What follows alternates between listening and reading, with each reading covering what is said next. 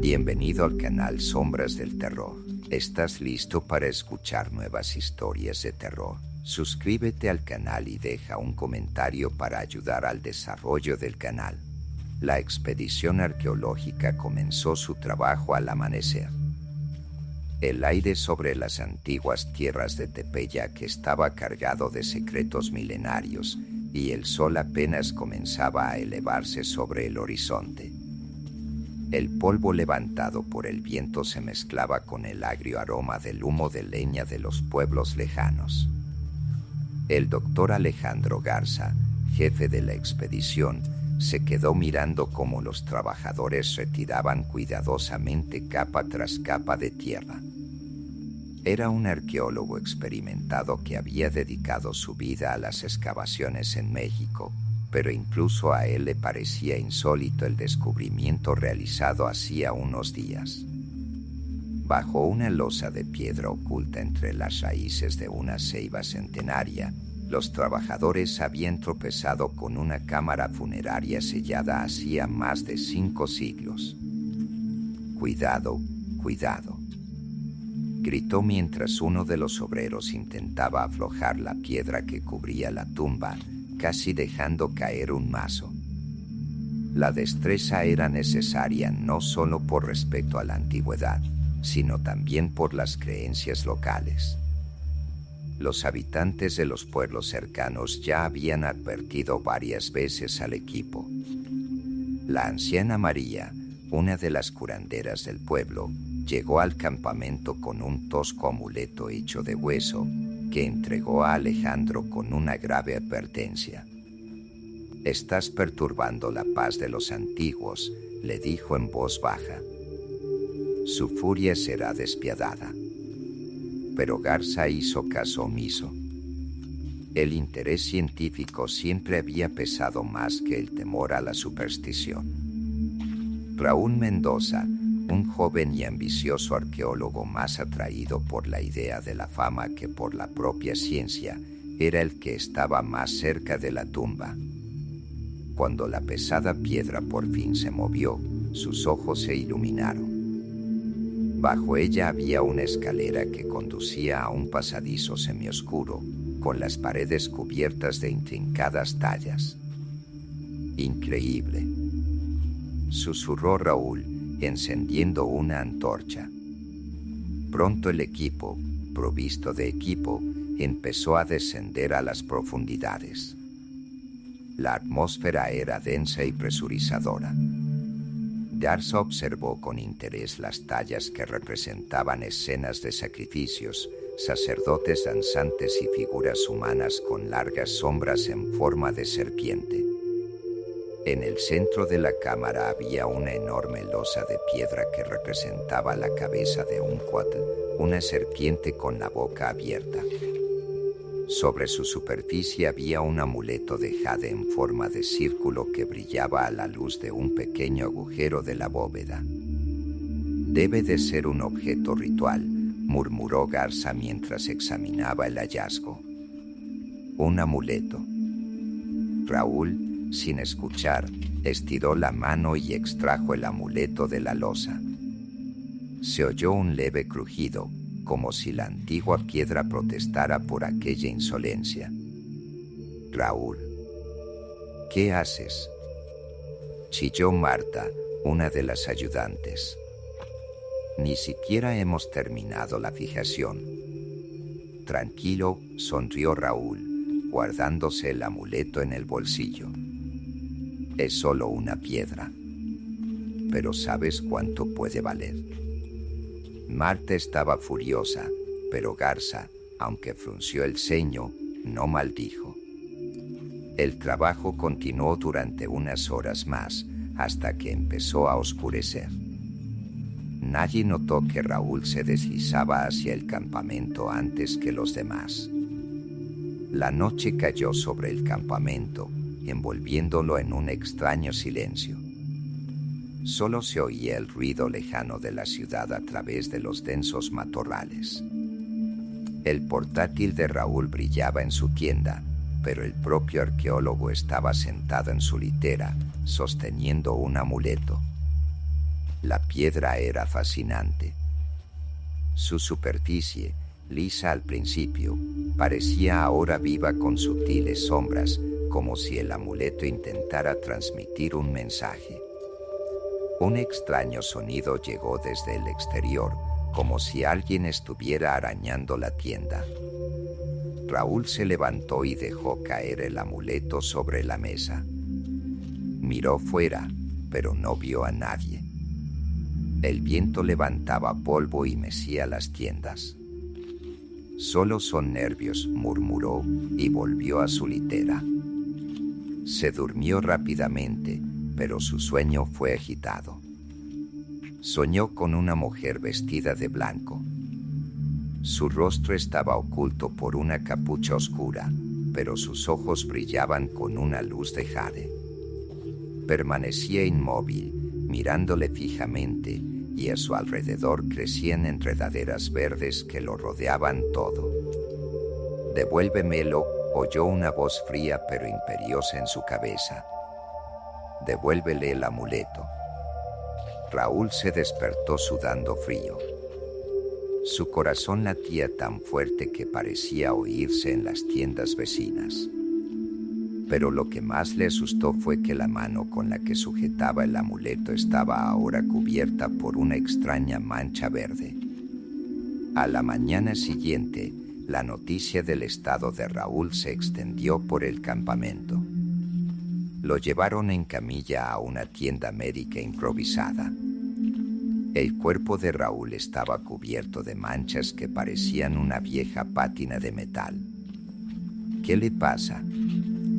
Garza se quedó en la entrada, mirando confuso a Marco, uno de los ayudantes. «No sé, pero dijo algo sobre un sueño».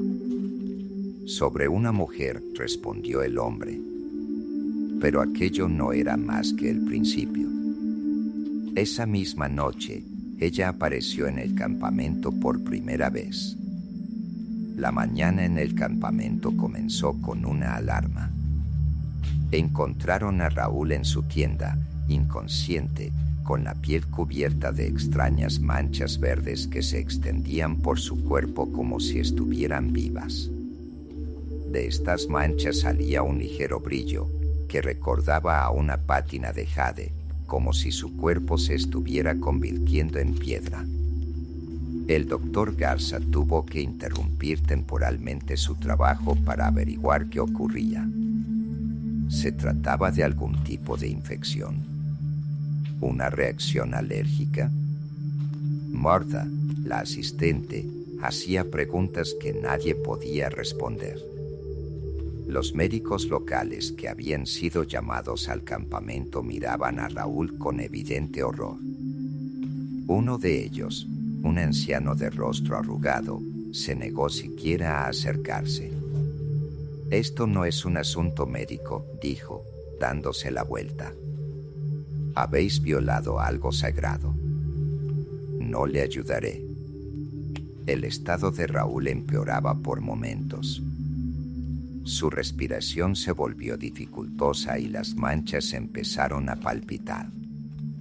A veces recobraba el conocimiento, pero hablaba incoherentemente, mencionando a la mujer de los ojos verdes, las serpientes que se arrastraban por su cuerpo y la cámara donde habían encontrado el amuleto. «El amuleto», gritó de repente, despertando. Sus ojos se abrieron de par en par, pero la mirada no era humana, sino vacía, muerta. Ella dijo, «Trae el amuleto». Las palabras de Raúl causaron conmoción. Todos sabían que se había llevado el círculo de jade, pero nadie se atrevía a acusarle abiertamente, temiendo no solo la antigua maldición, sino también la reacción de Garza, que siempre exigía un estricto cumplimiento del orden. Al anochecer, el ambiente en el campamento se había vuelto opresivo. El viento soplaba con fuerza, trayendo consigo el olor de la tierra húmeda y las plantas podridas. La oscuridad cayó antes de lo habitual y en algún lugar a lo lejos empezaron a oírse sonidos extraños, como susurros amplificados por el eco. Marta, sentada en la tienda, intentó descifrar las notas. Al escrutar las imágenes de las paredes de la cámara funeraria, se fijó en un detalle que se les había escapado. Al pie de cada escena de sacrificio había un amuleto redondo de jade. Junto a él estaba la figura de una mujer con los brazos en alto, rodeada de serpientes. «Es una sacerdotisa», murmuró. Sus pensamientos se vieron interrumpidos por un susurro en el exterior. Al girar la cabeza, vio a alguien pasar junto a la tienda. «¿Alejandro?», gritó, saliendo. Pero no había nadie. La noche estaba vacía, solo el polvo se arremolinaba con las ráfagas de viento. Marta quiso volver a entrar, pero su mirada se posó en el borde del campamento. Había una mujer junto a una de las hogueras. Su silueta estaba inmóvil, el rostro oculto bajo una capucha. Marta se quedó helada, sintiendo un escalofrío que le recorría la espalda. Quiso llamarla, pero no pudo emitir sonido alguno. La mujer levantó la mano y la señaló. Un humo oscuro comenzó a surgir alrededor de la figura, como si la oscuridad de la noche hubiera cobrado vida, obedeciendo su voluntad.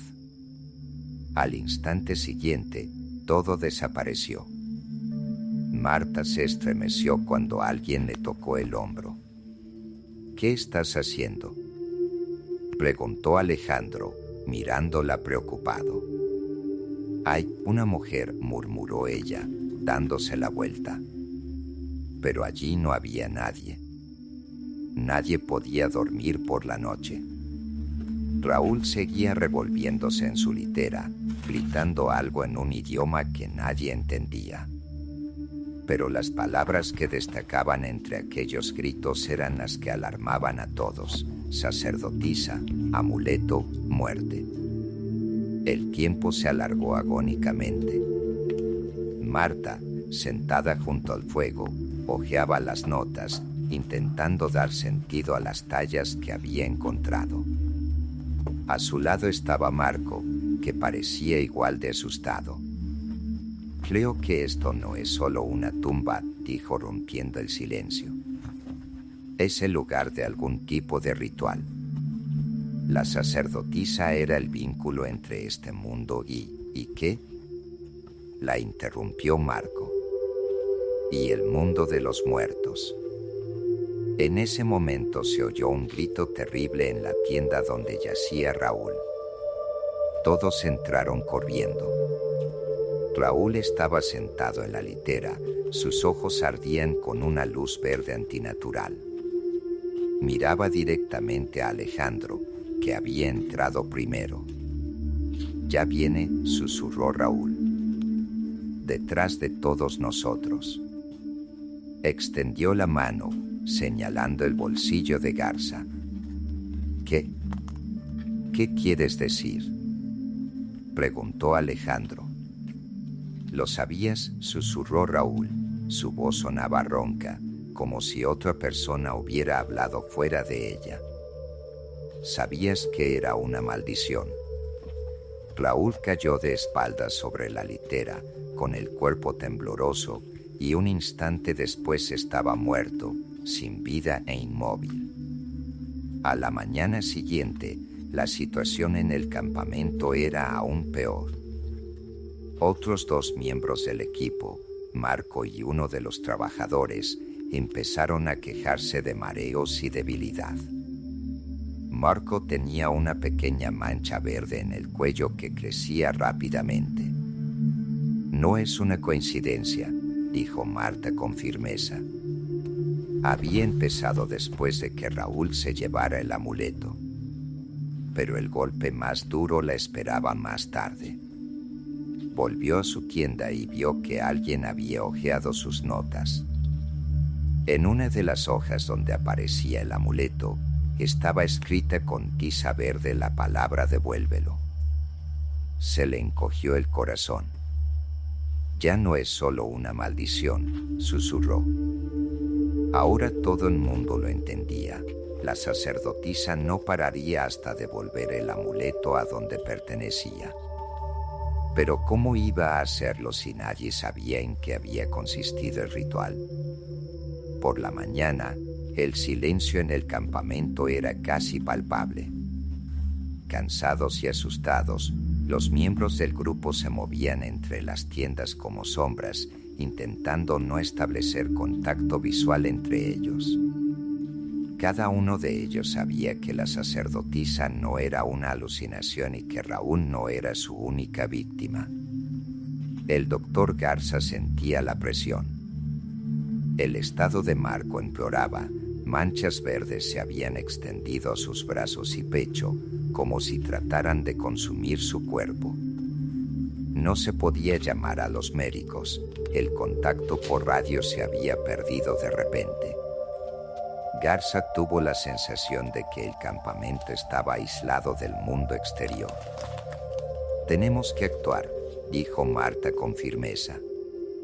Le temblaba la voz, pero mantenía la mirada fija. «Tiene que ver con el amuleto. Tenemos que recuperarlo». «Ni siquiera sabemos lo que significa», objetó Alejandro, golpeando nerviosamente la mesa con los dedos. «Rituales, sacerdotes. Todos son cuentos de hadas». «¿Y Raúl? ¿También es un cuento de hadas?», le interrumpió Marta bruscamente. Garza la miró, pero no dijo nada. A mediodía, la tensión en el campamento había llegado a su límite. Los que aún estaban sanos empezaron a ver cosas extrañas. Una de las trabajadoras, una joven llamada Ana, empezó a tener pesadillas que veía incluso en la vida real. «Nos está mirando», dijo Ana en un susurro, con las manos temblorosas entrelazadas alrededor de las rodillas. «Está ahí de pie, en la colina, mirando». Marta se acercó a la niña, pero miró hacia la colina y no vio nada. «Ana, ahí no hay nadie», dijo, intentando hablar con calma. Pero Ana se limitó a negar con la cabeza. «No lo entiendes. No está aquí sola». Las palabras de Ana dejaron helada a Marta. Por la noche, la sacerdotisa volvió a aparecer. Esta vez todos la vieron. El viento se levantó de repente, arrancando las tiendas del suelo, obligando a la gente a agarrarse a los palos y cajas más cercanos. En medio del campamento, junto al altar de piedra que los trabajadores habían desenterrado días atrás, emergió su figura. Su rostro seguía oculto por la capucha, pero sus ojos, que brillaban con una intensa luz de jade, eran visibles incluso desde la distancia. Del cuello de la mujer colgaba el mismo amuleto que el que ahora llevaba Garza en el bolsillo. ¿Quién puede ver eso?», susurró Marco, con la voz quebrada por el terror. La respuesta fue un grito ahogado de Ana, que cayó de rodillas, cubriéndose la cara con las manos. La sacerdotisa permanecía inmóvil, pero emanaba de ella una amenaza inexplicable. Cuando el viento se calmó de repente, su voz resonó en el campamento, aunque no movió los labios. «Tráelo de vuelta». La palabra sonó como una sentencia. Marta sintió que se le cortaba la respiración y que el corazón le latía más deprisa. Se acercó a Alejandro y lo agarró del brazo. «Tenemos que recuperar el amuleto. Ahora mismo». Pero Garza parecía petrificado. Miraba fijamente a la sacerdotisa, con el rostro pálido y los labios temblorosos, pero no dijo nada. Pronto será demasiado tarde, sonó la voz de la sacerdotisa, y entonces su silueta se fundió como si se desvaneciera en el aire. Todo en el campamento cambió con su aparición.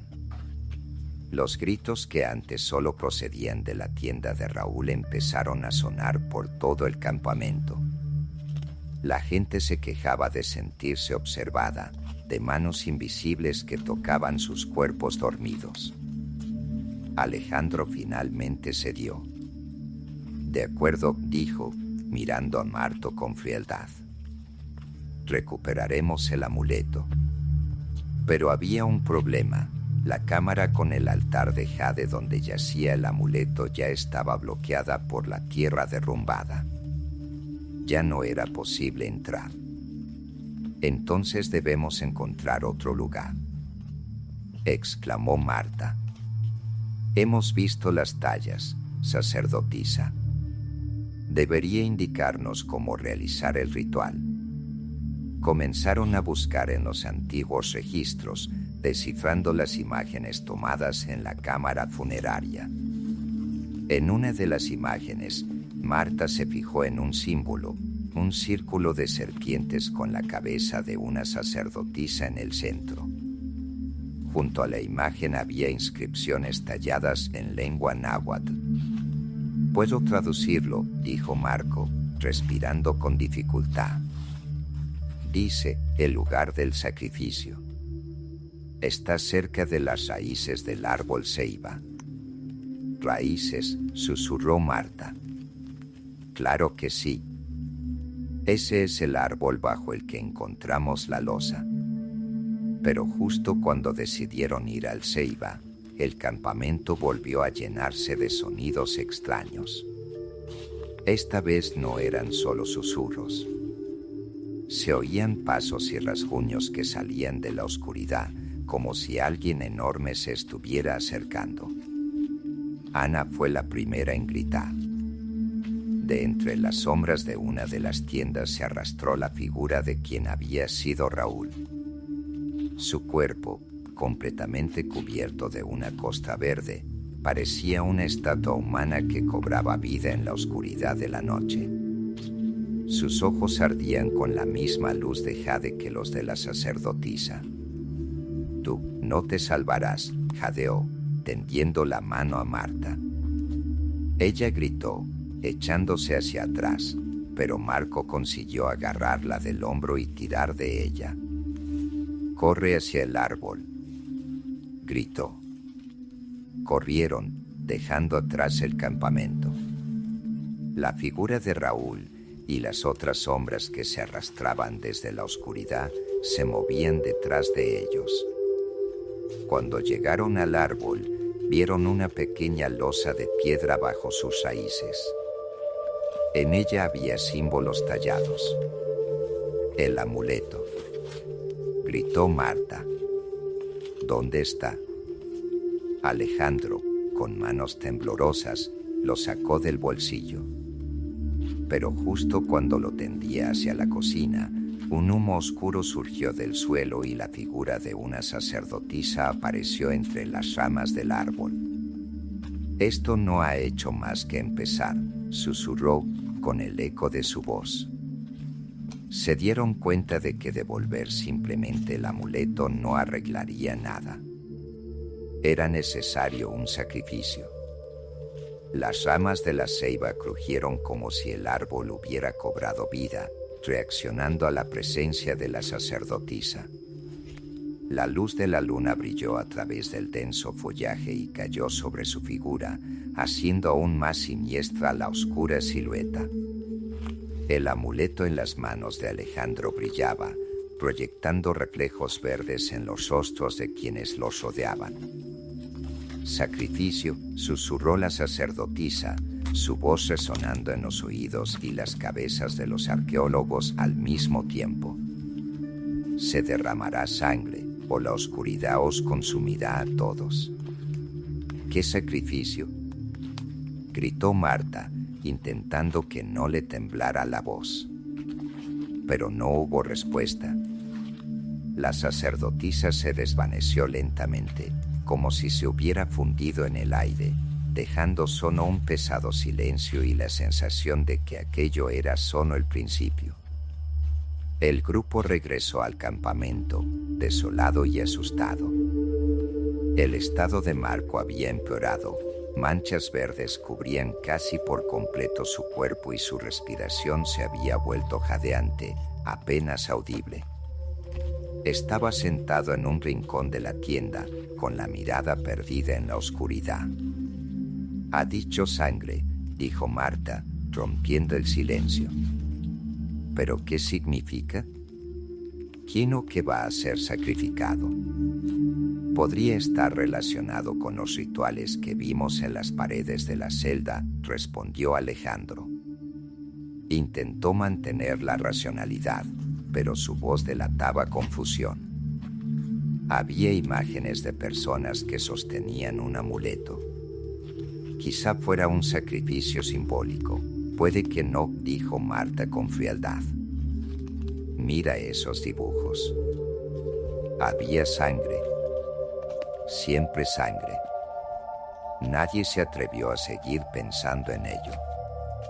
Entrada la noche, Marta estudiaba de nuevo las imágenes de los relieves tomadas en la cámara. A la luz de la linterna sus ojos se posaron en una de las figuras. La sacerdotisa estaba de pie frente a un hombre que sostenía un amuleto, pero a su lado había una daga de obsidiana, y bajo sus pies pudo ver chorros de sangre. «No», susurró Marta. En ese momento se oyó un grito procedente de una tienda vecina. Corrió hacia allí, seguida de Alejandro. Marco yacía en el suelo, con el cuerpo estremeciéndose de agonía. Una película verdosa cubría su rostro, que parecía una máscara tallada en jade.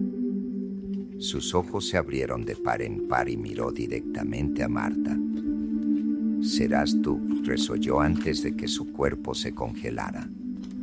Marta dio un paso atrás, tapándose la boca con la mano. Por primera vez en todo este tiempo, sintió que la situación escapaba a su comprensión. «Tenemos que hacer algo», dijo Alejandro, intentando devolverla a la realidad. La solución llegó de repente. En una de las fotos que habían hecho con la cámara, Marta se fijó en un símbolo que indicaba una fecha determinada. Era una imagen de la luna con una banda oscura cruzando su superficie. «Tiene que ver con la fase de la luna», dijo mostrándole la foto a Alejandro. «Esta noche es luna llena. Si queremos hacer el ritual, tiene que ser ahora». Pero quedaba la pregunta, ¿quién sería la víctima? «No podemos», empezó Alejandro, pero dejó de hablar al captar la mirada de Marta. «Si no hacemos nada, ninguno de nosotros saldrá de aquí», dijo ella con firmeza. Una gran hoguera se encendió en el centro del campamento. El amuleto que había estado en manos de Alejandro parecía ahora tan pesado como una piedra. Los miembros restantes del grupo se reunieron alrededor de las llamas ardientes, asustados, exhaustos, muchos de ellos casi locos de miedo. «Llevaremos a cabo el ritual tal y como está representado en las paredes», dijo Alejandro. «Si la sacerdotisa exige un sacrificio, se lo daremos». «¿Quién?», dijo uno de los trabajadores. No hubo respuesta. Los hombres empezaron a mirarse unos a otros, con los rostros cada vez más sombríos. Todos se dieron cuenta de que podían ser los siguientes. Cuando la luna alcanzó su plenitud, un extraño silencio invadió el campamento. El fuego se encendió con más fuerza y de sus llamas comenzó a formarse la figura de una sacerdotisa. No se movía, pero su presencia se sentía en todas partes. «La elección es tuya», se oyó su voz. Un cuchillo de obsidiana apareció en las manos de Alejandro. Lo miró y luego desvió la mirada hacia Marta. «Esto está mal», dijo, bajando el cuchillo. «Debemos encontrar otro camino». Pero la sacerdotisa se adelantó y las llamas que la rodeaban se elevaron hacia el cielo. Los hombres gritaron y uno de los trabajadores corrió hacia el árbol de ceiba, pero se detuvo de repente, agarrándose la garganta. Su cuerpo se estremeció y un instante después se desplomó muerto, con manchas verdes cubriéndole el rostro al instante. «No nos dejará marchar», susurró Marta. De repente, Marta arrebató el amuleto de las manos de Alejandro. «Si hace falta un sacrificio», dijo, «lo llevaré yo misma». Sin esperar respuesta, corrió hacia la ceiba. El viento se había levantado de nuevo, como si la propia naturaleza protestara contra sus acciones. Depositó el amuleto sobre la losa de las raíces del árbol, pero no fue suficiente. La sacerdotisa apareció frente a ella. «Tu sangre», susurró tendiéndole la mano. Marta levantó la vista. Sintió el cuchillo en la mano, como si la propia sacerdotisa se lo hubiera puesto. «No», dijo Alejandro, corriendo hacia ella. «Encontraremos otra salida». Pero la sacerdotisa no toleraba objeciones. Su figura se hizo enorme, llenándolo todo a su alrededor. «Decidid», dijo. La sacerdotisa se alzó sobre el campamento como una sombra majestuosa que hubiera conquistado el cielo nocturno. Su figura, entretejida de resplandor de jade y sombras, era sobrecogedora y hacía latir el corazón como si cada latido pudiera ser el último. Los gritos se cortaban uno a uno, como si una fuerza vital estuviera drenando la vida de los que estaban cerca. Marta se arrodilló junto a las raíces de la ceiba, aferrando el amuleto. Sintió que el peso de aquel antiguo objeto penetraba en su mente. Voces, susurros, imágenes de sacrificio se agolparon en su mente. «Sacrificio», susurró la sacerdotisa, como si exigiera que se tomara una decisión de inmediato. «Se nos escapa algo». Alejandro se inclinó hacia Marta, sacándola con fuerza de aquel trance. «Esto no puede ser solo un maldito asesinato. Tiene que tener sentido».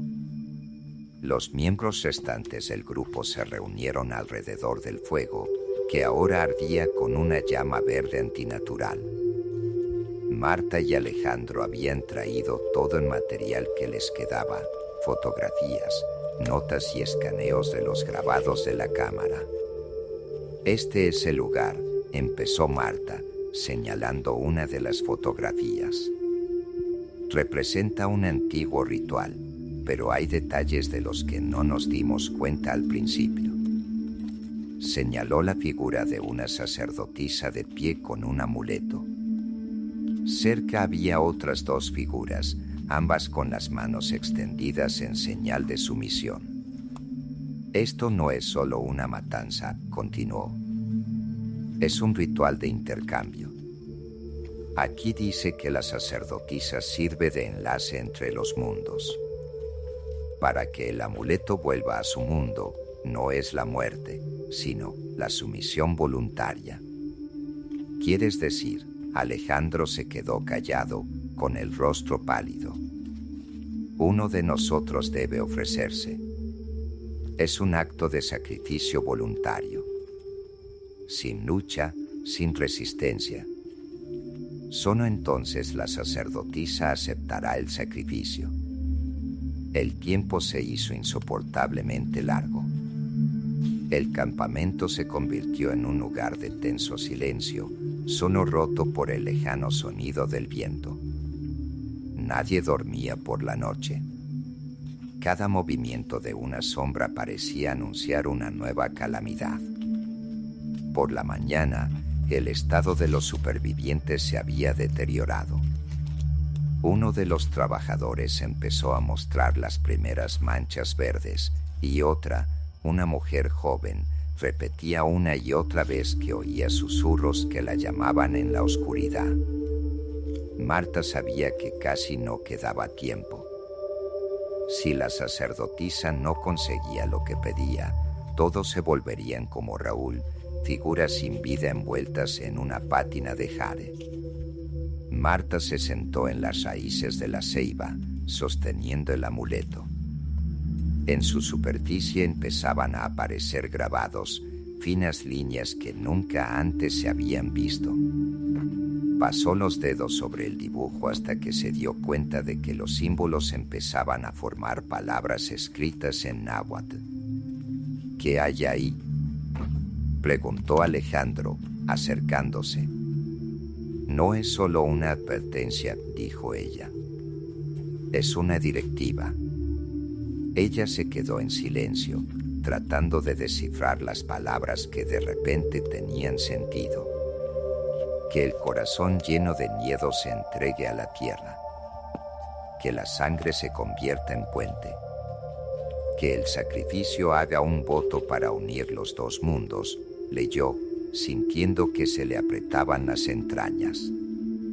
Entonces tenías razón, murmuró Alejandro. Debe de ser voluntario. Al anochecer, el resto del campamento se reunió alrededor de la ceiba. El resplandor verde se hizo más intenso y la figura de la sacerdotisa reapareció entre las ramas. Esta vez su silueta era más clara y en sus manos sostenía una larga daga de obsidiana.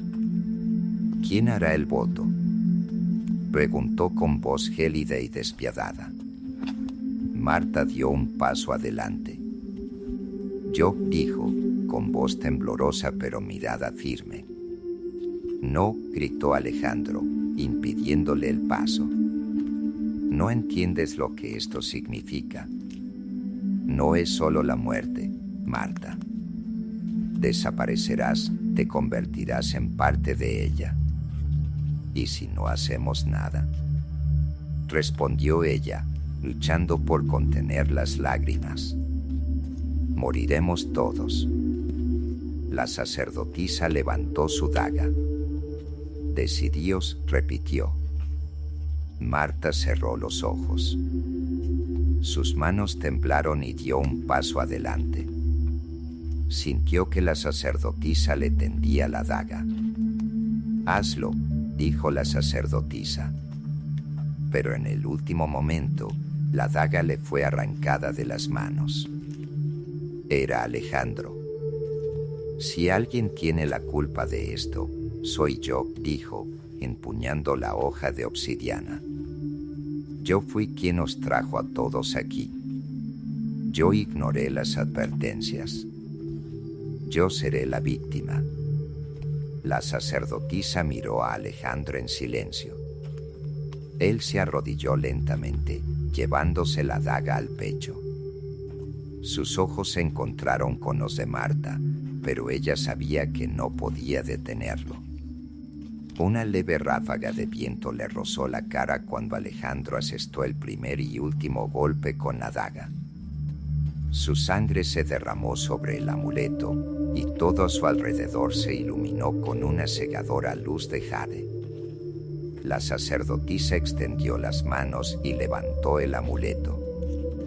Su figura desapareció en un abrir y cerrar de ojos, y con ella las manchas verdes de los cuerpos de los que quedaban en el campamento. Cuando terminó, el campamento se sumió en un silencio absoluto. Solo quedó el amuleto donde había estado el cuerpo de Alejandro.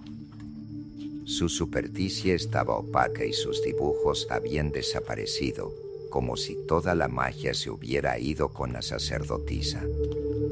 Marta recogió el amuleto y lo sostuvo entre las manos. Sabía que este hallazgo no debía salir nunca de la tierra de los Ceiba. Sabía lo que hacía, dijo, mirando al árbol milenario. Pero el peso de este sacrificio se quedaría con ella para siempre. Marta se detuvo junto a las raíces de la ceiba, sosteniendo el amuleto que ahora parecía completamente ordinario. Sin brillo, sin tallas, solo piedra fría, engañosamente ligera en sus manos. El viento ya no aullaba, e incluso los susurros que les habían perseguido durante tantos días se habían disuelto en el silencio. Se arrodilló lentamente y colocó el amuleto sobre la losa. El suelo que rodeaba el árbol ya no parecía amenazador, pero seguía infundiendo respeto. El amuleto que acabó con la vida de Alejandro debía permanecer aquí para siempre. «Hiciste lo que pudiste», dijo Marco, con voz débil, pero ya sin rastro de dolor. Las manchas verdes de su piel desaparecieron como si nunca hubieran estado allí. Marta levantó la cabeza y miró a su colega. Le temblaban los labios, pero consiguió responder. «No he sido yo. Era él». El campamento quedó desierto. Muchos de los expedicionarios se habían marchado inmediatamente después del ritual, sin esperar el permiso de Marta. Todos querían olvidar la pesadilla lo antes posible. Solo quedaban los que estaban demasiado agotados para moverse. El doctor Alejandro Garza había muerto como un héroe, pero a los ojos de Marta era más que eso. Su acto no solo le salvó la vida, sino que fue el sacrificio final que unió el mundo de los vivos y el de los muertos. Al tercer día después del ritual, Marta se sentó junto a la ceiba, anotando sus observaciones. Intentó sistematizar todo lo sucedido, pero las palabras no le salían. Solo líneas en blanco llenaban su cuaderno. Releyó las traducciones de las inscripciones de la celda y cada vez se daba más cuenta de que sus conjeturas no eran más que una pieza de un enorme rompecabezas. La sacerdotisa no era solo la protectora del amuleto, era la guardiana del delicado equilibrio entre los mundos. El amuleto dejado en las raíces de la ceiba ya no irradiaba peligro, pero Marta sabía que no podía tocarse. Si alguna vez alguien intentaba robarlo de nuevo, volvería la maldición. Unos días después, cuando el personal del museo llegó al campamento, Marta se reunió con ellos en persona. «Damos por terminada esta expedición», dijo con firmeza, mirando al jefe del departamento arqueológico. «Pero si apenas hemos empezado», objetó. «¿No se dan cuenta de lo importante que es este hallazgo?» El amuleto se queda aquí», le interrumpió Marta.